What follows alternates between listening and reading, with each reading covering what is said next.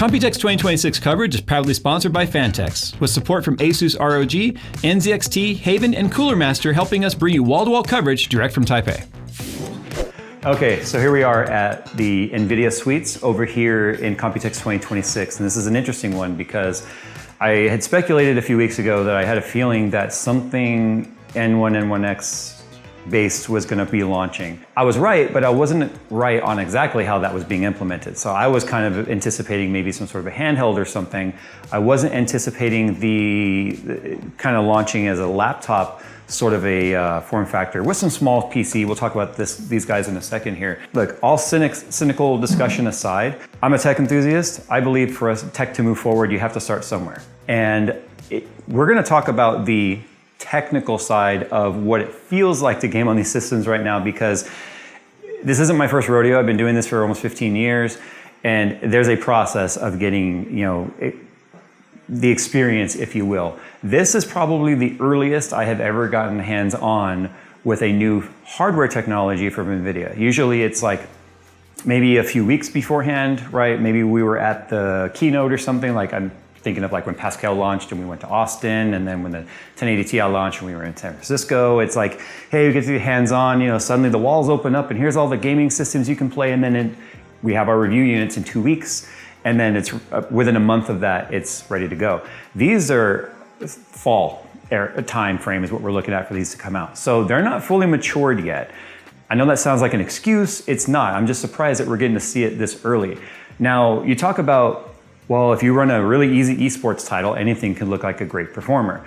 What we have right here is actually Pragmata. And Pragmata is a very difficult game to run. Now, spec-wise, these are the Microsoft Surface versions of the RTX Spark.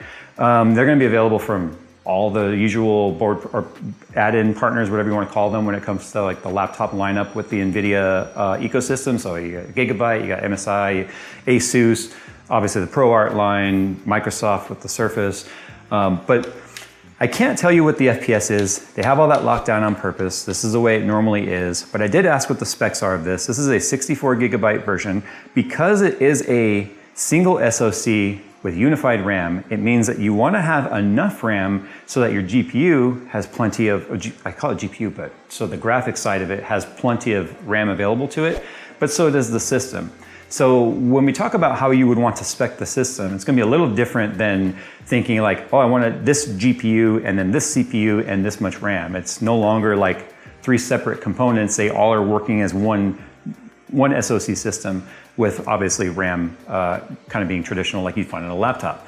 But you can scale this up to 128 gigabytes if you're wanting to do it with more, use it with more local AI agent stuff on there. But when it comes to the gaming side, 32 gigs is probably going to be about all you need. These are 1600p screens. So they're 2560 by 1600. So they're a little bit taller than the normal 1440p. It is running FG2X or FrameGen 2X, so it's important to note that. It's very difficult right now for me to notice any sort of input lag on this. If I had to make a guess, I would say that this is running pretty near 60 FPS. If it's not, then reflex boost and all of that is doing its job very, very well, because I'm having a really hard time feeling any of the rubbery feeling like what you would get. So if you end up running a title that has a very low input, or very low base frame rate, let's say 15 or 20 FPS, and then you turn on 6X and now you have 120 FPS or something like that, you'll notice that feeling very kind of watery. I don't know how it's a really difficult explanation to really convey through words. Reflex boost helps a lot with that. But this is only 2X. I thought for sure, because it does use the entire DLSS 4.5 suite, that this was going to be like cranked to the max on like a FG6X, but it's not. It's only on 2. So I'm genuinely surprised at the way that this feels. Just like you guys, I am concerned about the price. I'm concerned about the amount of AI marketing stuff in there, like you guys. But this truly does not feel like a company that's trying to remove the personal PC from the personal end user. I just got to say that. And this is, in my opinion, impressive hardware considering the fact that it's not fully matured. They promise this is going to get better before it launches. So with these being very early engineering samples through all of their partners, and it still has in a title like Pragmata running at 1600p, I can't even guesstimate to what the FPS is because it's above what I feel like is acceptable. If it were running like 30 FPS, 40 FPS as a final output frame FPS, because again, FG is on, I'd be able to spot that pretty easily either through input latency or just the fact that you would be able to see it physically with your eyes. This is Alan Wake 2, which is another very intensive title. And as you can see, I know it's very difficult for you guys to see on a camera that's only shooting 30 frames per second, but it is extremely smooth. I'm not noticing any sort of crazy artifacting. I'm not seeing what looks like an adjustable base resolution constantly, moving around a lot. Obviously, if you go over here, you got something like, Fortnite. Fortnite's really easy to play. In my opinion, this isn't much of a story here. But if you were wanting to play like an esports title or something like that, I'll tell you a quick story.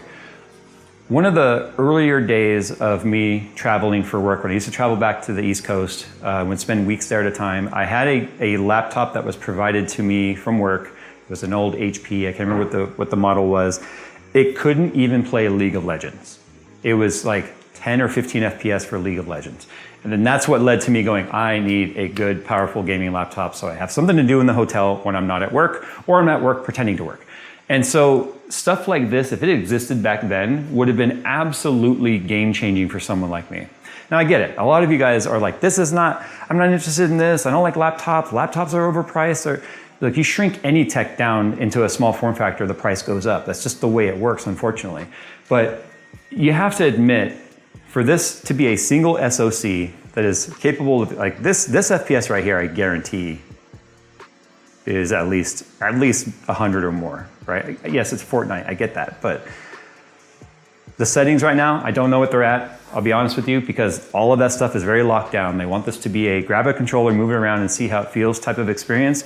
And I can tell you that the settings do not look like they're set to minimum or low or anything like that. It doesn't look like we're giving up a whole lot of fidelity here. I mean, look at the full RTX suite is there, right? You've got all the DLSS 4.5 stuff. This is also the same as that.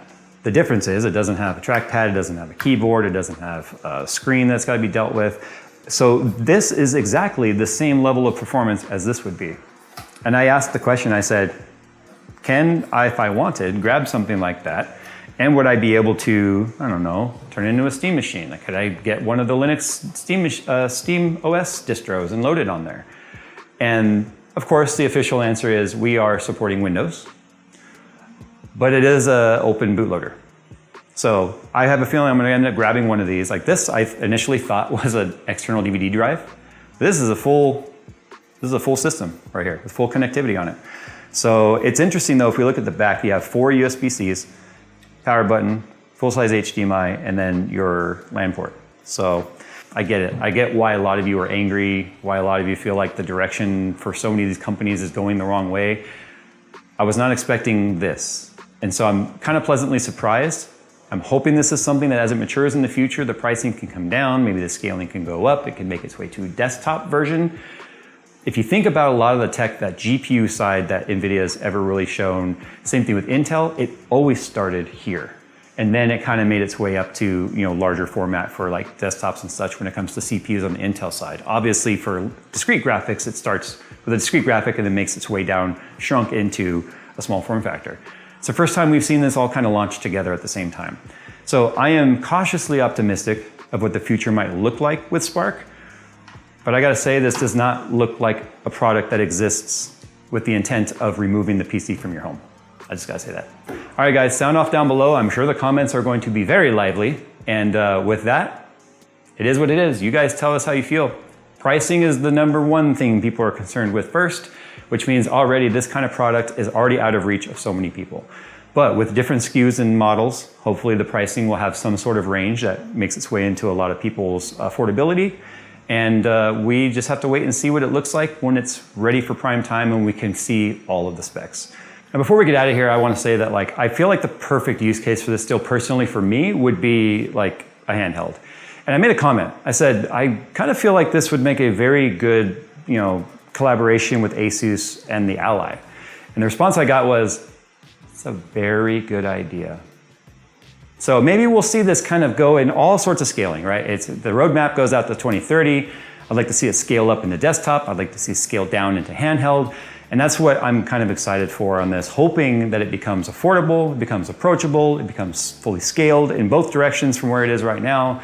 And outside of some of the leaked tech I've seen when it comes to like optical interconnect, when it comes to future CPU, because now the bottleneck when it comes to CPU design, honestly, is the movement of data.